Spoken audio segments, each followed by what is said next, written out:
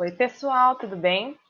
Eu me chamo Adriele Lorena e eu estou apresentando o tema de epidemiologia e número de pacientes infectados, taxa de vitalidade e mortalidade do Covid-19, avanços para uma futura vacina do novo coronavírus. Bom, eu sou do grupo 3, eu sou uma das apresentadoras. E o grupo 3, ele é composto por mim, Adriele Lorena, Aldemir Pereira, Aline de Alencar, Amanda Alice, Ana Beatriz, Ana Carla, Ana Luísa, Ana Gabriela, Araci Milena, Chiara Luísa, Daniele Melo, Denise Otero, Edson Trindade, Ezequias Sarmento e Felipe Lasmar. Bom, vamos lá. O que é uma epidemia? Epidemiologia. Epidemiologia, ela vai ser os fenômenos de saúde em populações humanas. O que é isso? É compreender o processo saúde e doença, que são aqueles fatores que induzem a uma doença, ou os fatores que induzem fatores sociais ou culturais ou biológicos que induzem a uma saúde. Então, na epidemiologia, a gente tem a função de criar mecanismos de proteção da saúde para a comunidade, então é contribuir para a comunidade. Em pleno século XXI, eu acho que ninguém pensaria que estaria vivendo um momento como esse, que é uma pandemia. O que é uma pandemia? Uma pandemia é quando uma doença ela atinge o nível global, então ela engloba toda a população do mundo, ela não divide por gênero, por idade, todo mundo está sendo infectado e prejudicado por esse vírus. Ok. O coronavírus, ele veio de uma família de vírus que geralmente afeta animais. Então, era comum você ver esses coronavírus, que são os mais famosos, o MERS-CoV e o SARS-CoV, em cavalos, em morcegos, em ratos. Então, era comum em animais. O problema é que em dezembro de 2019, veio aparecer casos no caso de Wuhan, na China, com o novo coronavírus. O problema é que esse novo coronavírus, ele afetava as pessoas, e ele era o vírus SARS-CoV-2. No caso, Covid-19, ela é a doença que é ocasionada por esse coronavírus, por esse SARS-CoV-2. O interessante dele é que esse nome corona, para quem não sabe, é por causa que, se vocês analisarem o SARS-CoV-2 aqui, ele parece que é uma coroa. Ele, se vocês pensarem na coroa, né, naquela parte circular, com os segmentos para cima. Então, é por isso que se dá esse nome. Ok. Quando que eu vou perceber que o meu paciente ele tem coronavírus?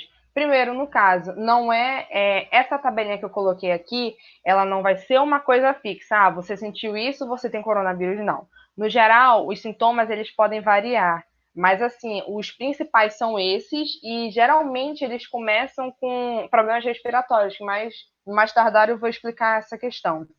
Bom, quais são os sintomas principais? Você sente tosse, você sente febre, você sente coriza, dor na garganta, anosmia, que é a perda do olfato, a perda do paladar, que é a ageusia, a falta de ar. Então, no caso, como você pode perceber, ele parece uma gripe. No total, digamos que ele é uma gripe. Ele é uma gripe com que prejudica como se fosse uma pneumonia. Acaba o ser humano, infelizmente, e até em alguns casos, as pessoas elas até podem sentir diarreia. Eu conheço pessoas, particularmente, que tiveram coronavírus e tiveram problemas com diarreia. Bom, aqui nós podemos ver os sintomas, né? A febre, a fadiga, muito cansaço, as pessoas com um catarro, né? Congestão nasal, diarreia, como eu havia falado, a dificuldade de respirar. Depois vamos falar um pouco dessa dificuldade e o cansaço, né? A pessoa não sente vontade de comer. A pessoa não sente vontade de fazer nada. O pulmão dela está infectado. Então ela não vai ter força para nada e vai ter dificuldade de respirar e ocasiona um cansaço, né? Muitas pessoas ficam acamadas, questão dos respiradores. Beleza. Nessa questão da transmissão. A transmissão, de forma geral, ela ocorre pelo contato de uma pessoa infectada. Então, se você teve contato com uma pessoa de coronavírus, provavelmente você vai adquirir o coronavírus. Mas então, essa transmissão a gente pode ver através de espirro. Nos espirros, nós vemos as gotículas de saliva, né, caindo em superfícies contaminadas. Um exemplo, se uma pessoa com coronavírus ela tocou numa mesa de madeira, geralmente, eu não sei se vocês viram, mas logo quando a pandemia começou, mostraram uma tabela de a duração do vírus em certas superfícies.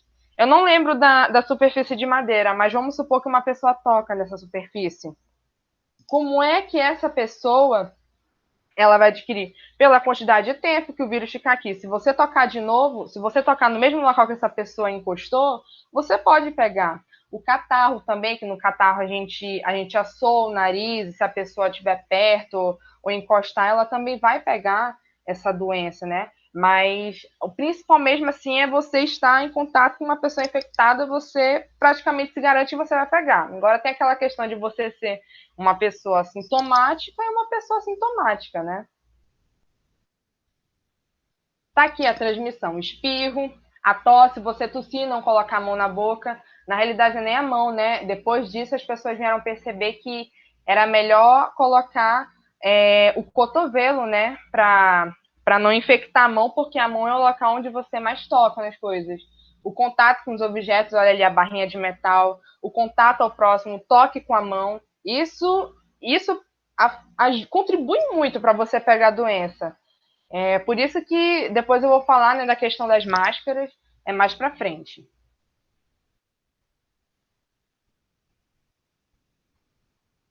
Beleza. O diagnóstico. Quando eu tenho um diagnóstico clínico com o coronavírus, como é que eu tenho essa confirmação do diagnóstico clínico?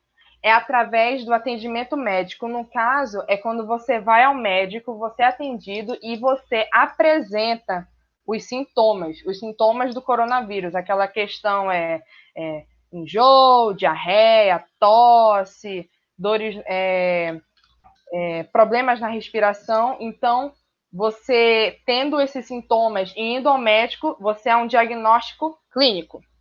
Quando é que eu sou um diagnóstico epidemiológico?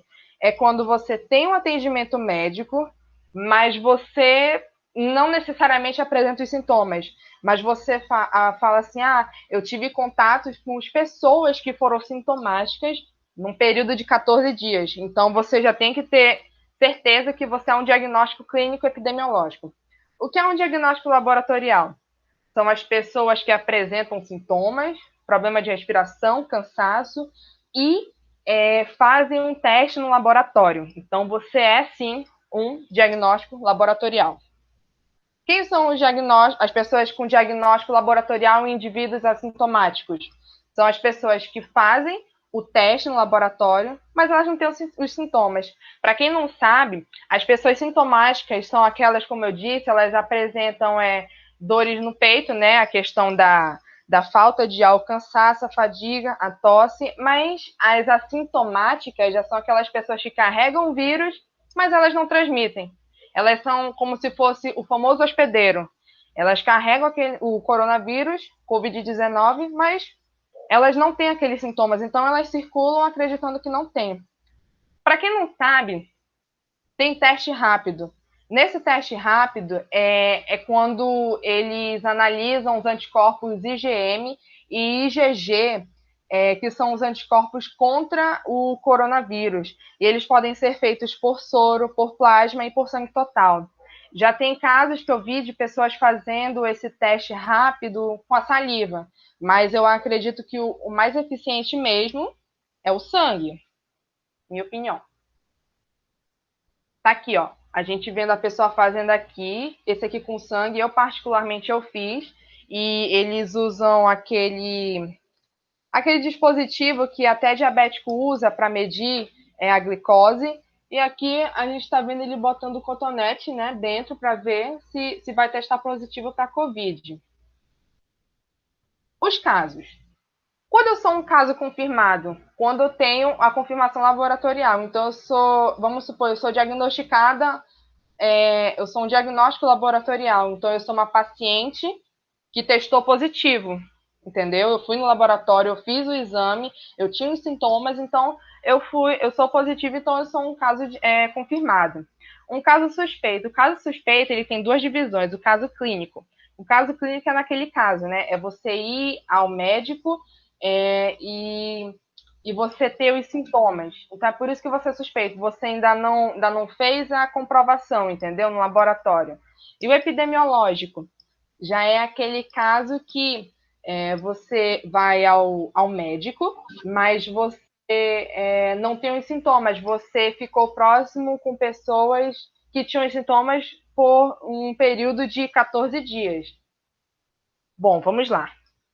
Quando eu sou um caso curado, é quando eu tenho um isolamento domiciliar ou hospitalar no período de 14 dias e a confirmação de uma avaliação clínica. Então é assim, quando eu sou um caso confirmado, eu tenho que passar por um período de quarentena.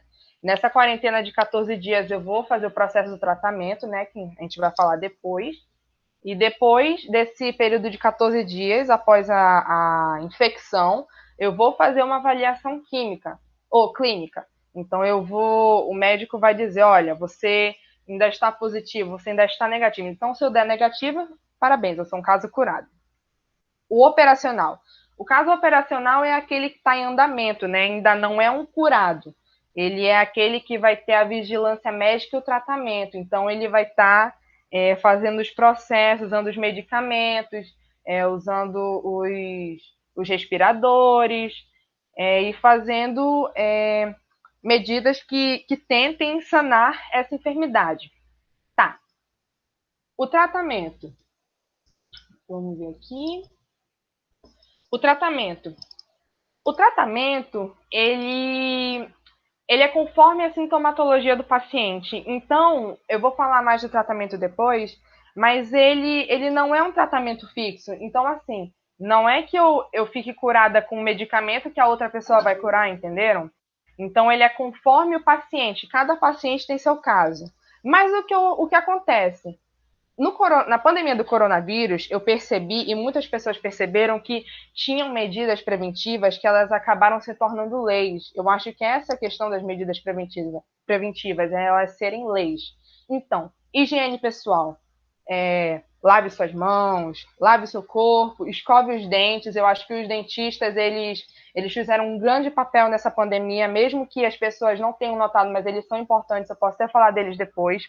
O isolamento social, que é a famosa quarentena, que é quando as pessoas elas evitavam aquela circulação, entendeu? Aquelas aglomerações, você ficar ali junto com as pessoas. O cancelamento de eventos também, quando você evita essa junção de pessoas, porque as pessoas assintomáticas, eu acho que essa é a questão. Os assintomáticos, eles são hospedeiros, eles não têm os sintomas, mas eles transmitem, isso não impede da transmissão. Olha, nas medidas preventivas também, que nós percebemos, é o uso das máscaras. As máscaras, elas foram muito importantes. Lembra quando eu falei das gotículas de saliva? Pois é, do catarro, é para isso que as máscaras servem. Você espirra, você não espalha as gotículas. Não é que você vai botar a boca no cotovelo que você vai impedir que essas gotículas se espalhem. Então é para isso que a gente usa a máscara. O álcool em gel, mesma situação. Naquela questão da superfície de contato, o álcool em gel, não é que ele vai inibir de você pegar o coronavírus, mas ele vai inovelar a sua mão, ele vai ser uma proteção. É essa a questão do álcool em gel. E no meu caso, eu não sei se muitas pessoas usavam, mas eu já vi algumas, eu usava luvas. Então as luvas, elas contribuem para isso. Elas inovelam de qualquer forma como o álcool em gel, mas elas são importantes. Higienização das mãos, entendeu? Sempre você lavar. A higiene pessoal, ela é muito importante.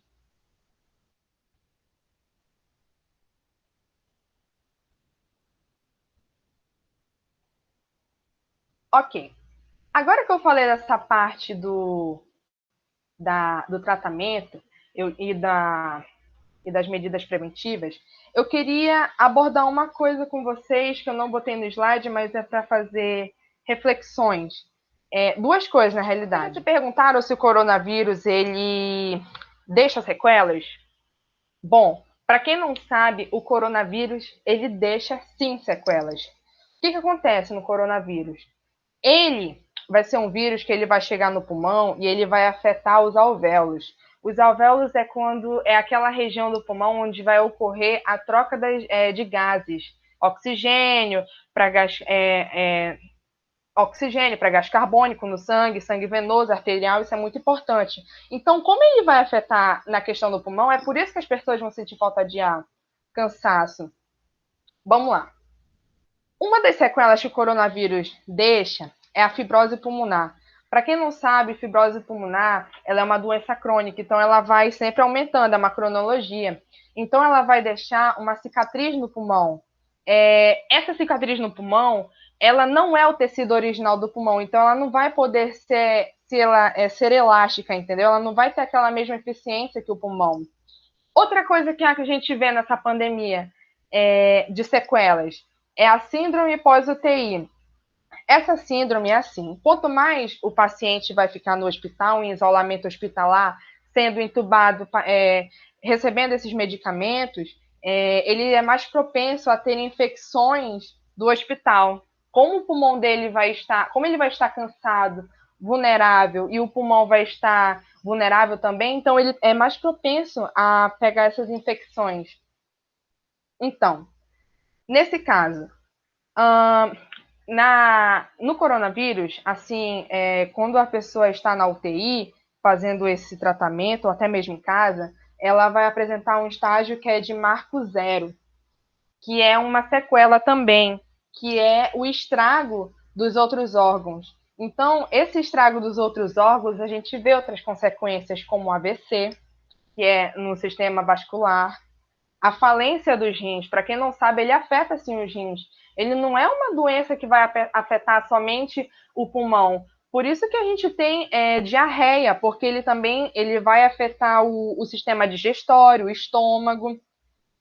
O cérebro também ele vai afetar, as pessoas vão ter confusão mental, elas vão ter ataques, problemas no cérebro mesmo, nervosos. Então, não é uma coisa que ocorre só no pulmão, entendeu? É um vírus que ele chega no pulmão e ele vai se alastrando para o corpo todinho. Ele vai estragando os órgãos de uma certa forma, ele vai afetar esses órgãos. Agora que abordamos sobre as sequelas que eu queria falar mesmo, eu quero falar, se você já se perguntou, se o vírus ele pode ter reinfecções. Bom, eu não sei se você está acompanhando os jornais ultimamente, mas pelo menos em Manaus os casos aumentaram, né? E dizem que o pico vai ser em novembro, outubro, por aí. Bom, por que os casos aumentaram? Vamos lá. Quem pega coronavírus uma vez tem a possibilidade de pegar coronavírus de novo. Não é porque você pega um vírus uma vez que você criou anticorpos de uma hora para outra e você não tem mais esse problema. A USP, que é a Universidade de São Paulo, ela estava investigando 62 casos. Então, nesses 62, ela viu que antes pegaram e pegaram de novo. Então, nomearam esse momento como a segunda onda. Ou seja, eles viram que são vírus distintos. É o mesmo vírus, mas o patógeno é diferente. Então, tem essas variações potenciais, entendeu? Nesse caso. Então, o perigo são as pessoas, como eu disse de novo, as assintomáticas. Quando você pega o vírus uma vez, você se cura, você pode pegar de novo e agora você pode ser uma pessoa assintomática. Você não pode apresentar aqueles sintomas, mas você ainda é o hospedeiro, entenderam? Você consegue transmitir. Então, eu acho que esse é o problema, entendeu? Da reinfecção. Muitas pessoas podem se tornar sintomáticas ou não, mas mesmo assim é importante. Agora, voltando aqui para o tratamento, as medidas de prevenção, elas são importantes porque você tem que pensar num contexto social, entendeu? Você tem que evitar sair, você tem que evitar esse aglomeramento, esses eventos, você tem que se higienizar mais, você tem que pensar no próximo. Então, para evitar essa segunda onda, que ela está sendo um resultado do que foi um feriado, do que foi essa liberação de bares, entendeu? que agora o governo está tentando contornar a situação. Bom dia, meu nome é Daniele e eu vou falar um pouco sobre a taxa de vitalidade e mortalidade da Covid-19. Bom, as taxas referentes ao Covid-19, elas são extremamente importantes, tanto para nos manter informados, quanto para espalhar esse conhecimento para a população. Ela também mantém a população em alerta quanto aos cuidados que devem ser tomados. Bom, para a gente entender um pouco mais sobre essas taxas referentes ao Covid, existem duas taxas que nos ajudam a medir essas taxas, entendeu? Duas taxas que compõem essa taxa referente ao Covid, que é a taxa de vitalidade e a taxa de mortalidade.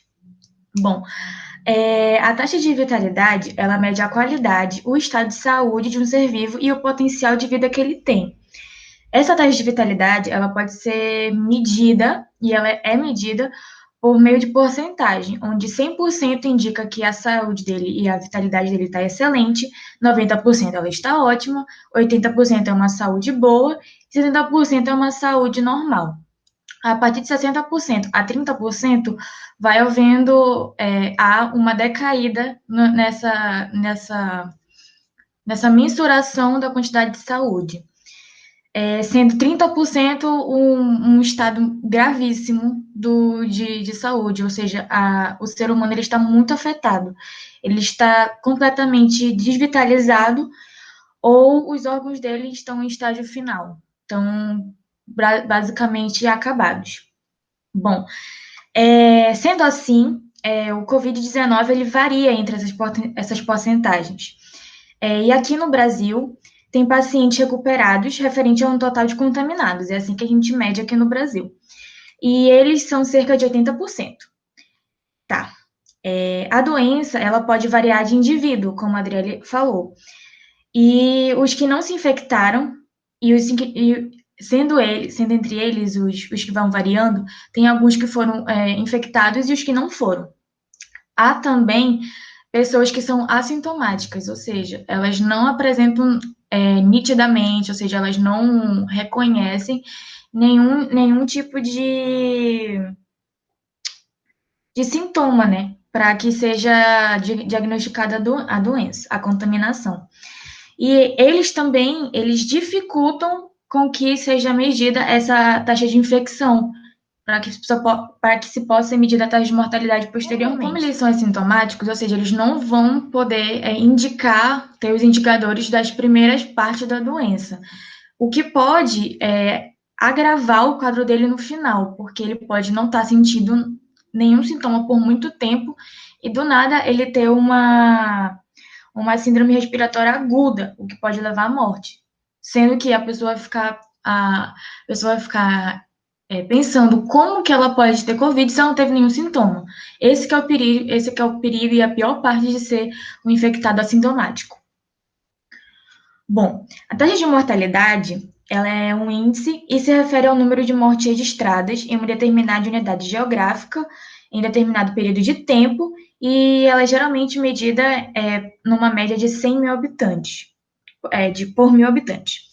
Né? Em escala global, o cenário atual das estatísticas de Covid-19 aponta 30.815.617 casos, sendo eles 21.068.831 recuperados e 957.613 mortes.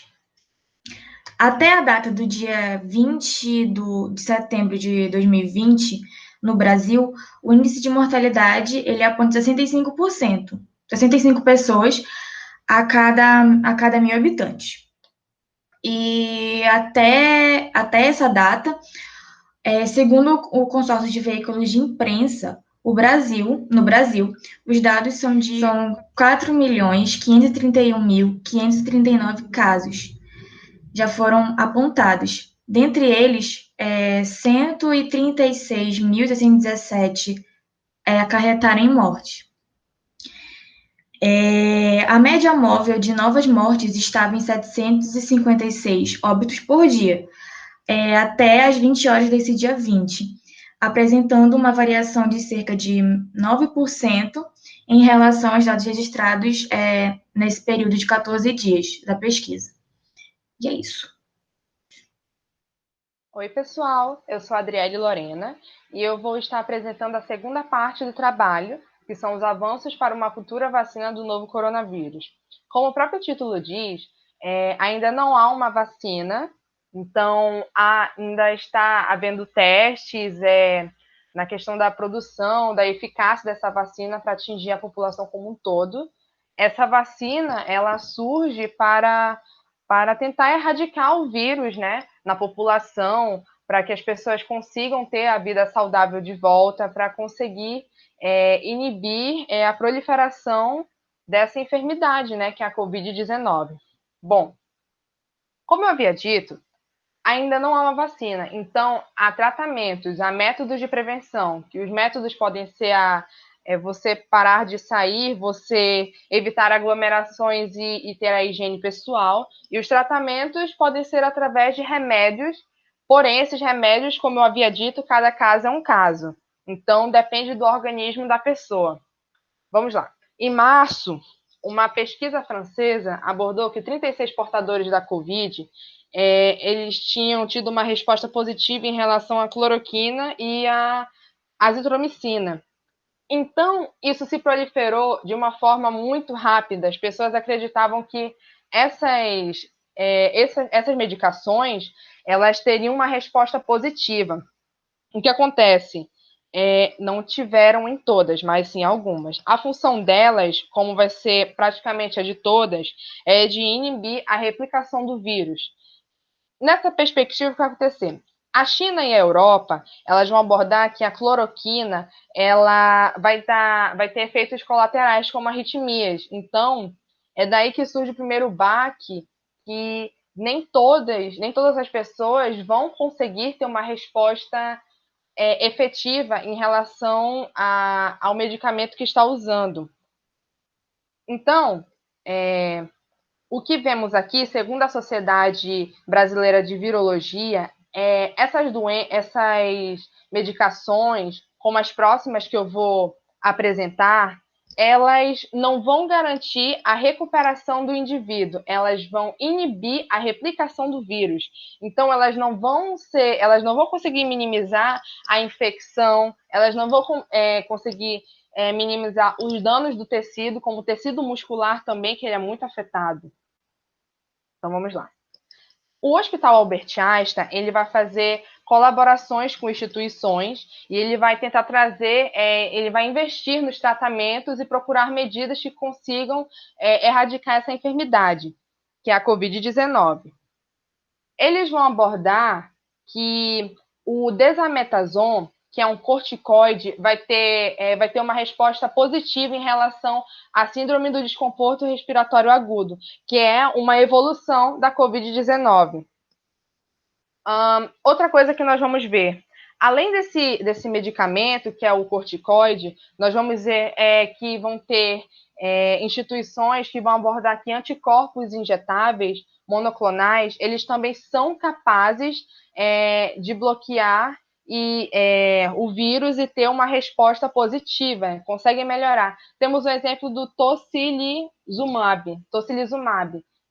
Vai dar uma resposta positiva ao organismo da pessoa. Bom, acrescentando aqui, a OMS, junto com instituições da saúde como a Fiocruz, vai criar uma campanha chamada Solidarity, se chama solidariedade em inglês. Nessa campanha, eles vão procurar medidas de retardar essa multiplicação. Então, eles vão fazer uso de medicamentos antivirais de outros vírus. Então, o medicamento que você usa, vamos supor, na AIDS, eles vão fazer a utilização para ver se tem uma resposta positiva em relação ao combate do coronavírus. Eu vi também que muitas outras instituições e pesquisas, elas vão trazer vermífugos e anticoagulantes. Então, é aquela questão, quanto mais drogas prontas, é melhor, porque eles vão fazer aquele teste, eles vão ver quais medicamentos pode ser usado, uma lista de medicamentos que podem ser usados para cada pessoa, para ter um sucesso nesse combate. É isso que eu percebo que é isso que eles estão querendo abordar. Que não é um medicamento único, mas podem ser vários, dependendo do seu organismo e do seu sistema. Bom, ainda não tem previsão para a vacina do coronavírus, mas a OMS ela já tem 141 candidatas e 16 delas já estão na fase 3, em estado clínico, testes clínicos em humanos já estão sendo testadas. A de Oxford é a que está mais avançada, ela já está no estado 3 também, e se me recordo, ela também vai ser testada aqui no Brasil. Os brasileiros vão ser testados aqui. Tem uma de uma empresa chinesa também, que é a Coronavac. Ela tem parceria com o Instituto Butantan, em São Paulo. E essa vacina chinesa, ela foi até apoiada pela Anvisa, e a Anvisa multiplicou o número de voluntários. Recentemente, mais ou menos ontem, praticamente, dia 24 de setembro, foi abordado que o Brasil ele entrou para o Programa Global de Vacinas da OMS, que é a COVAX Facility, que tem, no Brasil, ela vai ter o cunho de imunizar 10% da população, que são as pessoas prioritárias, com teste de vacinas. Vão ser 9 vacinas, eles vão testar, e 10% dessa população, que vai ser a de prioridade, vai ter essa imunização. Bom, de certa forma, o que há de conclusão em relação à vacina é que depois de 10 milhões de infectados e mais de meio milhão de mortes, ela é necessária para a questão de inibir esse vírus mesmo, não só de retardar a multiplicação, mas sim de trazer uma resposta a essa inflamação, a conter essa inflamação, a conter esse tecido que está sendo morto. Como eu havia dito antes, o coronavírus ele não só afeta o pulmão, mas ele pode afetar o sistema, ele estraga o sistema. Então, essa questão do tecido ela é muito importante e é o que precisamos mesmo da vacina. Bom, eu vou abordar agora um quadro. Se você olhar nessas imagens, você vai ver o antes da pandemia. Como era o antes da pandemia? As pessoas saíam, as pessoas não precisavam usar máscaras, elas ficavam em aglomerações.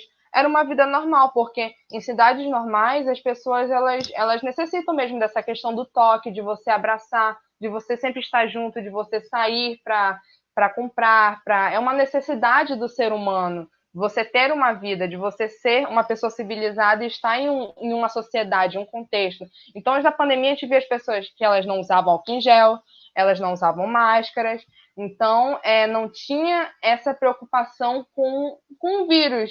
Há vírus no mundo que tem vacinas, mas as pessoas não pensavam nisso, pelo fato de ter uma medida concreta para o combate delas.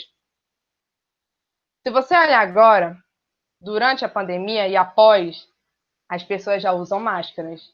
Aqui já aparecem pessoas juntas, né, com aglomerado, talvez porque já seja, vamos supor, no final, que não é o final dessa pandemia, mas vamos supor no momento de agora. Mas antes, durante, as ruas eram secas, você não via pessoas nas ruas, as pessoas pediam comida através de delivery, as pessoas pediam remédios através de delivery, as pessoas só saíam uma vez por mês para fazer compras no supermercado e saíam quando tinham necessidade mesmo. Então agora você vê que elas usam álcool em gel, elas usam luvas, elas usam máscaras, elas estão mais protegidas, elas mantêm um distanciamento para não ter um contato. E é isso que a gente tem que perceber na pandemia do coronavírus. Ele fez as pessoas mudarem a perspectiva. Não é só porque é um vírus que não tem uma vacina, que tem um tratamento que não seja exatamente para toda a população, que eu vou ter que ficar sem máscara ou sem álcool em gel. Não, eu vou ter que me prevenir. É essa a questão da vacina. A vacina, ela vai vir, mas as pessoas elas têm que aprender a se conscientizar em relação a isso. Elas têm que tomar cuidado, independente de ter vacina ou não. É esse que é o ponto do coronavírus. E é isso que eu queria explicitar para as pessoas. Aqui nós vemos o combate. E juntos vamos vencer o coronavírus, mas é importante a pessoa ela ser consciente, ela ser sensibilizada, ela entender isso, esse processo. Em Manaus, falando por mim mesma, eu vi que agora que as coisas estão mais liberais, as pessoas começaram a ficar sem máscaras. E eu acho que esse não é o ponto certo, entendeu? Até depois, quando isso passar, usar máscara quando você estiver doente é sim uma forma de educação e uma forma de conscientização. E eu acho que é isso. Eu acredito nesse ponto. Então, essa é a apresentação que eu quis dar ao trabalho. A minha opinião, abordar os pontos assim necessários, dar ênfase no que está acontecendo no tratamento, dar ênfase nos sintomas na própria epidemiologia. E junto com a Daniele, que também estamos falando sobre a taxa de mortalidade, né, os infectados, as pessoas. Então, é esse o trabalho que nós queremos apresentar. Eu espero que vocês gostem, porque foi muito complicado, mas nós conseguimos realizar ele. Então, muito obrigada por vocês assistirem o vídeo. Eu espero que vocês tenham aproveitado.